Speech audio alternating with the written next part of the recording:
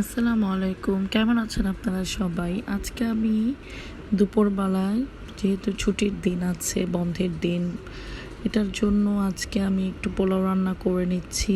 বিরিয়ানি তেহারি খাবে, আমার ছোট বোনের অনেক ইচ্ছা হচ্ছে তেহারি খাবে, সো সব কিছু এনে দিল। আমি রান্না বসিয়ে দিলাম। আমার বিরিয়ানিটা অলমোস্ট হয়ে গিয়েছে, আমি দম দিয়ে এখন আমি ঢেকে দিব।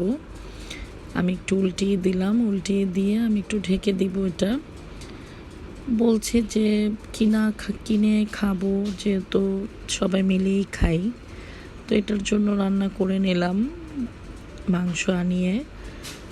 সো আমি দম দিয়ে আমার অলমোস্ট রেডি হয়ে গিয়েছে। পরে আমি বলছি আমি বেড়ে দিচ্ছি, খেয়ে নাও গরম গরম। এখানে গরম গরম আমি বেড়ে দিচ্ছি, আলু দিয়েছি। আমি আলু দিয়ে বিরিয়ানিটা দেখতে খুব, আমি আবার রোজা রেখেছি, এটার জন্য আমি বলছি তোমরা খাও, আমি ইফতারির সময় খাবো। পরে আমি গরম গরম রান্না করে ওদের বেড়ে দিলাম, সালাদ করে নিলাম। এদিকে পিঠা বানানোর জন্য আমার মেড আসছে, ও খুব ভালো তেলের পিঠা বানায়।